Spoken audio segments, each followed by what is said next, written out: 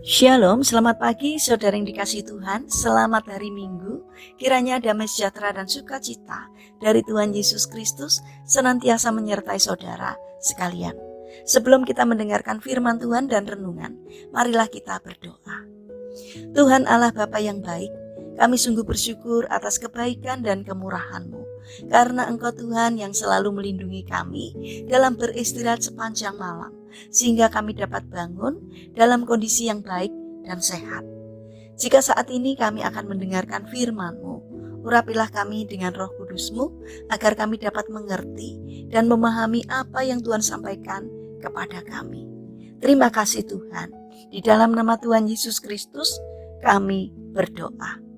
Amin. Saudara yang dikasihi Tuhan, bacaan firman Tuhan saat ini diambil dari kitab Kolose pasal 3 ayat 9 dan 10. Demikian sabda Tuhan. Kamu telah menanggalkan manusia lama serta kelakuannya dan telah mengenakan manusia baru yang terus-menerus diperbaharui untuk memperoleh pengetahuan yang benar menurut gambar kaliknya. Tema renungan saat ini adalah hidup yang diperbaharui. Saudara yang dikasihi Tuhan, ketika masih kecil, keponakan saya pernah berteriak histeris karena seekor ulat daun hijau bergaris-garis kuning menempel di bajunya. Meliuk-liuk menjijikkan sembari bulu-bulunya mengeluarkan zat yang membuat gatal. Akhirnya malam harinya ia terbangun mengigau ketakutan, membayangkan tubuhnya dirambati banyak ulat. Namun keesokan paginya ia sudah ceria, berlari-lari di taman bunga, mengejar kupu-kupu yang berwarna-warni indah. Seakan-akan ia lupa bahwa kupu-kupu cantik itu berasal dari ulat daun yang gatal dan sangat menjijikkan baginya.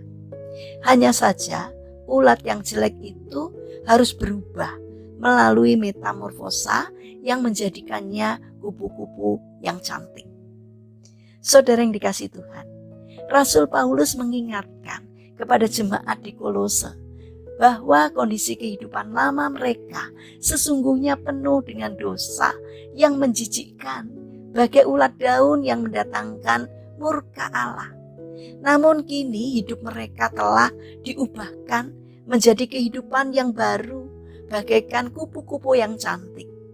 Maka Paulus menasihati agar mereka sungguh-sungguh menanggalkan manusia lama serta kelakuannya dan mengenakan manusia baru yang terus-menerus diperbaharui agar semakin serupa dengan gambar Sang Kalik, yakni dengan mengenakan belas kasihan, kemurahan, kerendahan hati, kelembutan, kesabaran, sifat saling mengampuni dan mengasihi. Saudara yang dikasihi Tuhan, bagaimanakah dengan kehidupan kita saat ini? Apakah kita masih seperti ulat bulu yang menjijikkan karena perbuatan kita yang masih tenggelam di dalam dosa?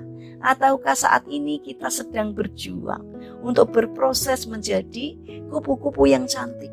Ataukah kita saat ini sudah hidup seperti kupu-kupu cantik yang disukai oleh banyak orang? Kita perlu menguji kembali hidup kita saat ini.